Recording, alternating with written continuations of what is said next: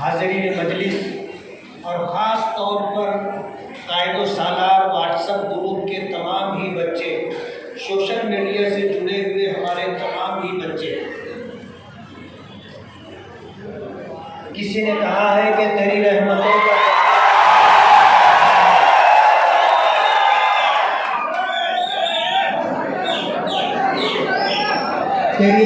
का दरिया सरेआम चल रहा है, मुझे भीख मिल रही है, मेरा काम चल रहा है। तेरे नाम का वजीफा मेरी जिंदगी का हासिल,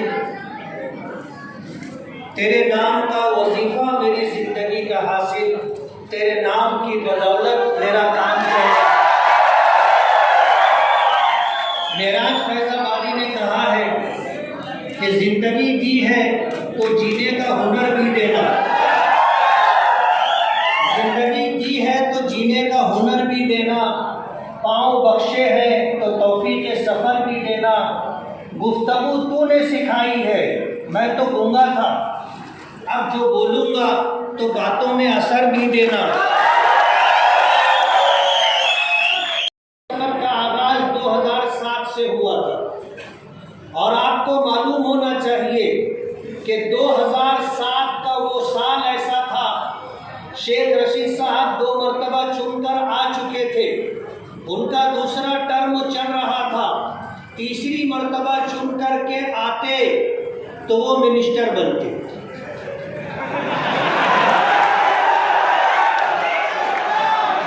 मालेगांव के हालात ऐसे थे कि उनका तोती बोलता था, शहर में किसी ने हिम्मत नहीं की कि उनके सामने खड़ा होकर के बात करता। उनके वर्करों के हौसले इतने बढ़े हुए थे कि लोगों की बहू बेटियों की इज्जतें दांव पर लगी हुई थी।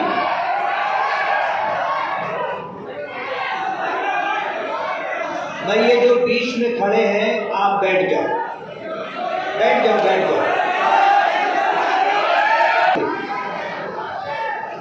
उनके वर्करों के हौसले इतने बढ़े हुए थे कि ऐसा लगता था कि शहर में जंगल राज। मजबूरों कमजोरों लोगों का तकाजा था कि शहर में कुछ तब्दीली आनी चाहिए, बदलाव आना चाहिए। मौलाना जाहिद नदवी साहब, मौलाना मोहम्मद अय्यूब कासमी साहब, ये हजरात दारुल उलूम मोहम्मदिया के दारुल इफ्ता में आए और आकर के उन्होंने एक प्रोग्राम रखा,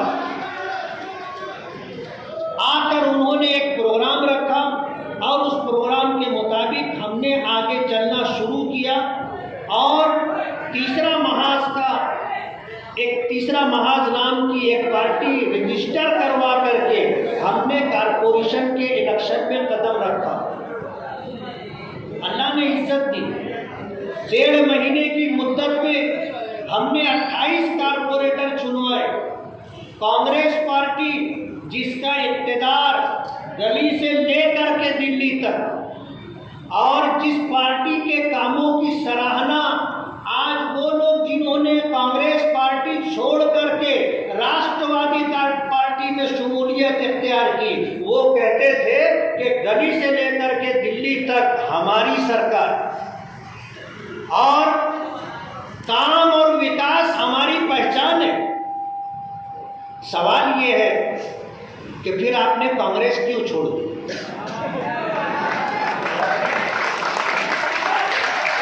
या तो आप जो बात कहते थे वो बात गलत थी, और अगर वो बात गलत नहीं थी तो सवाल हमारा अपनी जगह कायम है कि आपने कांग्रेस पार्टी छोड़ी क्यों? कांग्रेस पार्टी ने आपको 2 मरतबा आमदार बनाया, कांग्रेस पार्टी ने आपके बेटे शेख आसिफ को आमदार बनाया, कांग्रेस पार्टी ने आपको कारपोरेशन में मेयर बनाया, आपकी अहलिया को 1 से ज़ायद मरतबा मेयर बनाया, आपके बेटे को मेयर बनाया, आपके भाई को स्टैंडिंग कमेटी का चेयरमैन बनाया। पार्टी ने आपको क्या नहीं दिया था?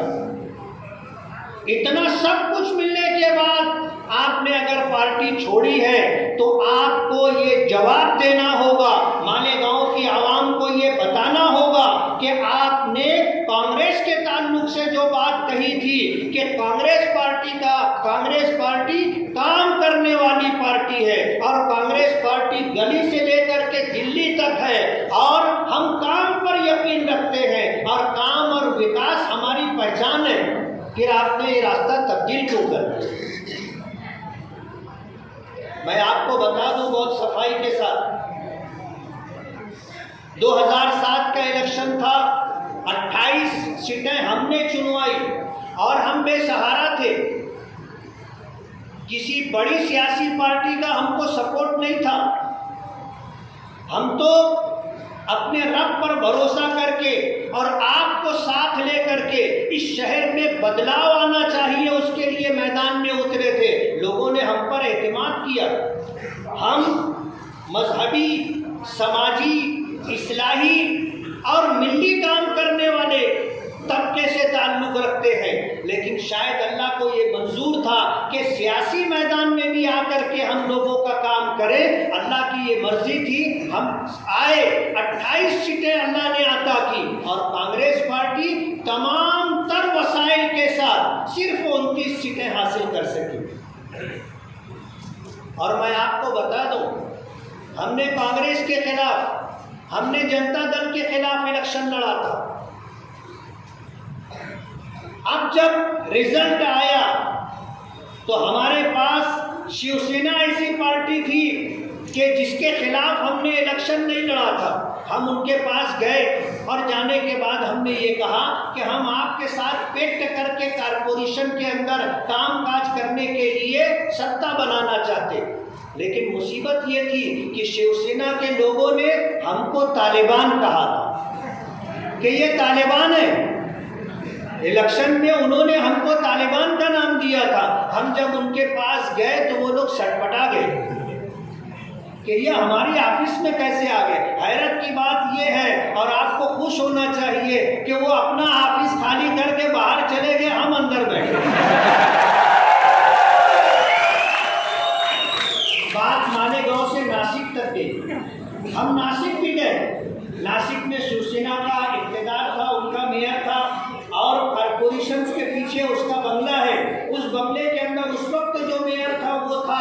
हम गए तो एक तरफ बाला साहब ठाकरे की छत, जमीन से लेकर छत तक की तस्वीर थी और दूसरी तरफ शिवसेना की तस्वीर थी।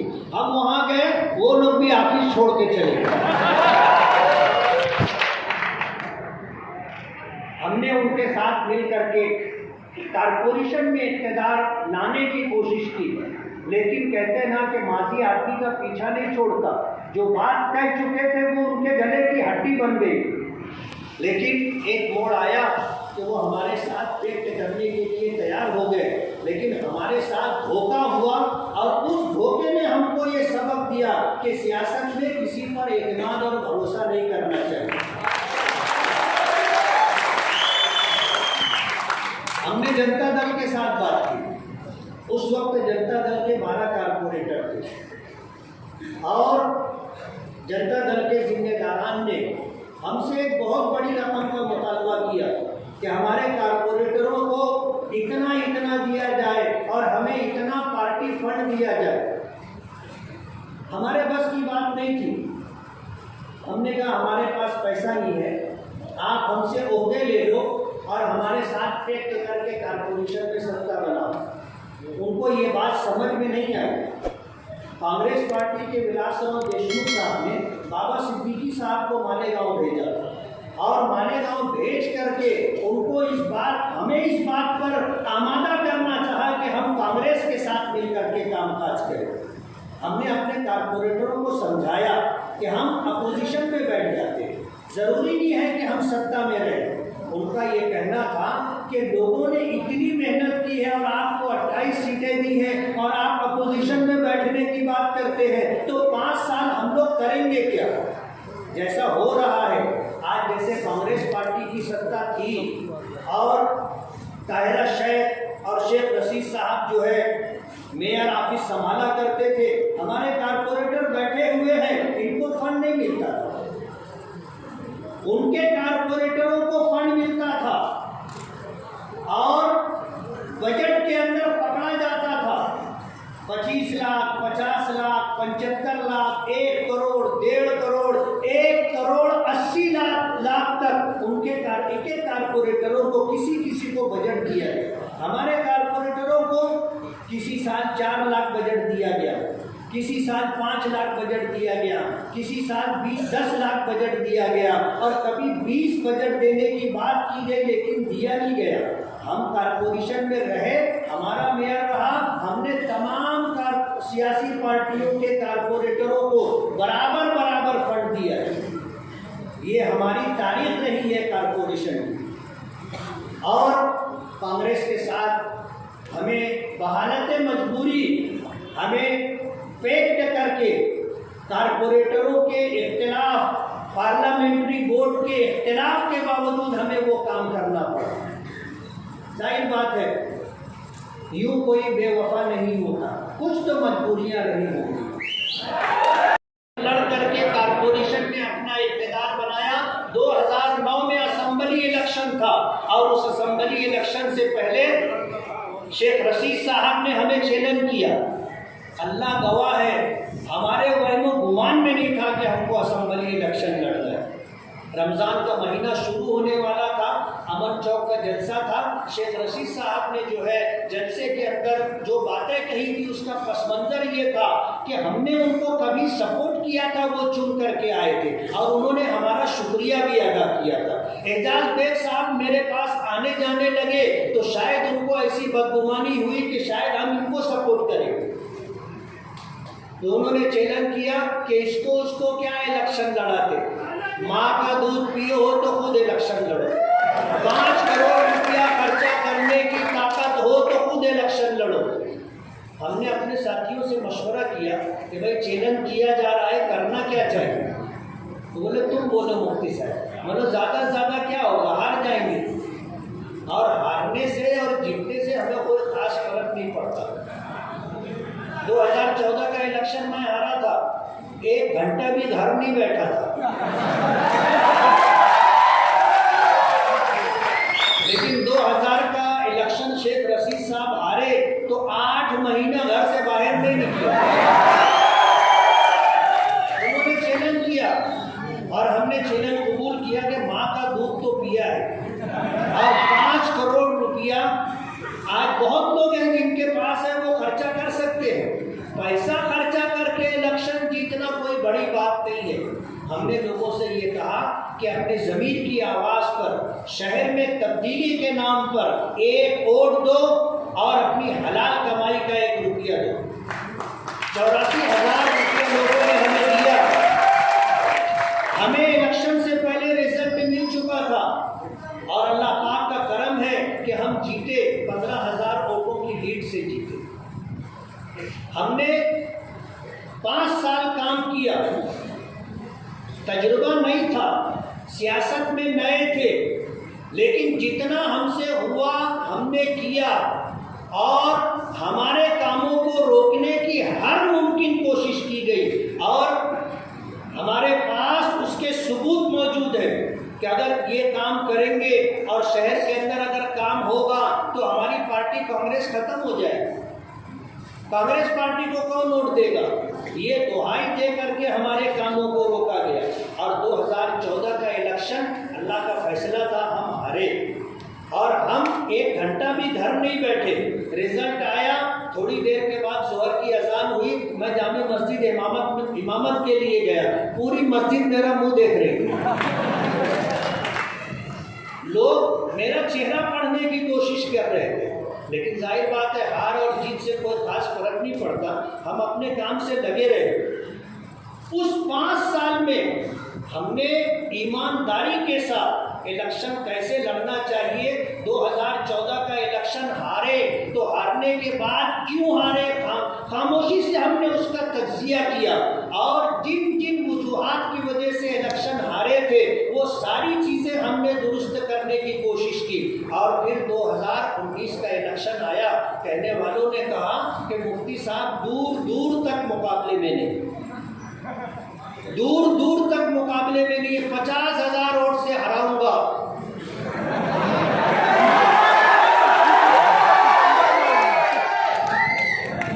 फिर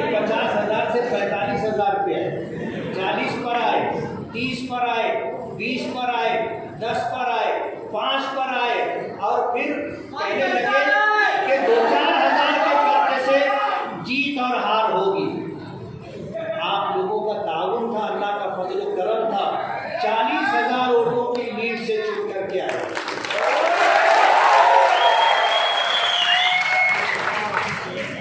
और आज का हमारा ये जलसा 3 साल का हिसाब देने के लिए, सरकार इलेक्शन रिजल्ट आने के बाद, चुनकर आने के बाद सरकार बन ही नहीं रही थी।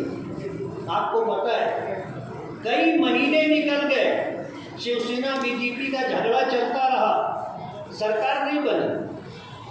और महीनों गुजर जाने के बाद सरकार बनी तो कोरोना साहब आ गए। अच्छा, हमारे लिए नहीं, सिर्फ मालेगांव के लिए नहीं, और सिर्फ महाराष्ट्र और हिंदुस्तान के लिए नहीं, पूरी दुनिया अपनी जगह खड़ी हो गई थी, सबको पता है। और सरकार के पास पैसे नहीं थे, एक्स्ट्रा फंड देने के लिए कुछ नहीं था। जो भी आमदनी सरकार को हो रही थी वो सब कोरोना में खर्च हो रही थी। हमको भी इस बात का पाबंद किया गया था कि आपको आमदार निधि जो मिल रही है, एमएलए फंड जो मिल रहा है, उसमें से आपको 50 लाख रुपया देना है। जब 2 करोड़ रुपये का बजट था, 2 करोड़ रुपये में से 50 लाख रुपया देना है। और जब दूसरा साल आया तो फिर हमें पाबंद किया गया कि आपको 1 करोड़ रुपया देना है। तो हमने 1 करोड़ रुपया दिया। और आपके लिए खुशी की बात होगी कि पूरे महाराष्ट्र के अंदर सबसे पहले कोरोना से मुतासिरीन मरीजों की सहूलत के लिए 50 लाख रुपया मालेगांव में मैंने दिया।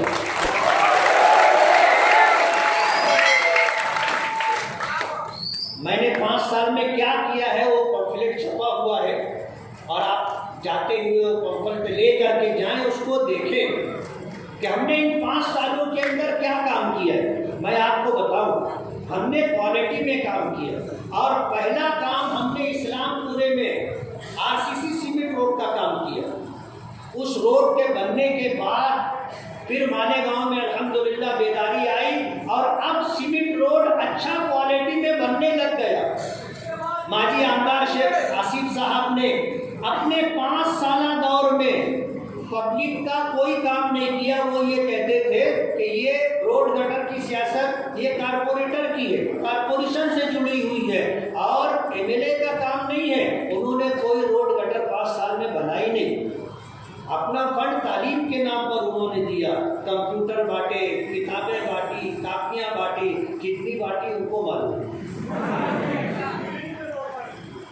और उन्होंने 5 साल में कोई रोड नहीं बनाया। अब जब नहीं है सत्ता में, हार चुके हैं, 10 करोड़ रुपया ला करके उन्होंने शहर में जितने रोड बनाए हैं आप देख लो उन्होंने कहाँ बनाए। और 10 करोड़ में उन्होंने जितने रोड बनाए हैं, एमएलए रहते हुए अगर 10-10 करोड़ रुपया लाए होते तो मालेगांव के अंदर सारे बड़े रोड बन चुके होते। जब उन्होंने काम नहीं किया, ये तो ऊपर वाले का करम है कि मैं एमएलए हूँ और मेरे रहते हुए मेरे एमएलएशिप के दौरान शहर में इतना काम होगा कि जब साल मेरा टर्म पूरा होगा तो आप देखोगे मालेगांव में कितनी रोड बन चुकी है। काम होना चाहिए, चाहे हम करें चाहे कोई और करे, शहर का विकास होना चाहिए। हम किसी के काम को रोकने की कभी हमने नापाक हरकत नहीं की। हम तो ये चाहते हैं कि हमारे शहर में काम होना चाहिए और यहाँ की आवाम को बुनियादी सहूलियात मिलनी चाहिए, शहर की तरक्की होनी चाहिए और शहर में रहने वालों को बुनियादी मूलभूत सुविधा मिलनी चाहिए। रोड है, गटर है, पानी है, लाइट है, ये सारी सहूलतें उनको मिलनी चाहिए। अब जाहिर बात है कोई भी ला रहा है तो अपने घर से नहीं ला रहा है, कहाँ से ला रहा है? सरकार से ला रहा है। चलो हम लाए, तुम लाए, आया तो मालेगांव में और हमारे पीरियड में आएगा, हमारे लिए फख्र की बात हो। हम तो चाहेंगे उनको और फंड मिले। अजीत दादा पवार आए थे, उनको जब वो फाइनेंस मिनिस्टर मिनिस्टर और डिप्टी चीफ मिनिस्टर थे, उन्होंने 10 करोड़ रुपए का फंड दिया, मालेगांव में बहुत सारी रोड बनी। लेकिन कहते हैं ना कि अंधा बाटे रेवड़ी, इन्होंने वहीं पर रोड बनाया जहां से इनको वोट मिल सकती है और उनके कारपोरेटर चुन करके आ सकते हैं। जैसे मिसाल के तौर पर हजार खोली है, उन्होंने पहली गली का रोड नहीं बनाया और वहां के रहने वालों को कहा कि तुम हमको वोट नहीं देते, दूसरी गली का रोड बनाया और उनको ऐसा लगता है कि वहां से उनको वोट मिलती है, जबकि वहां से भी मुझको ही वोट मिलती है।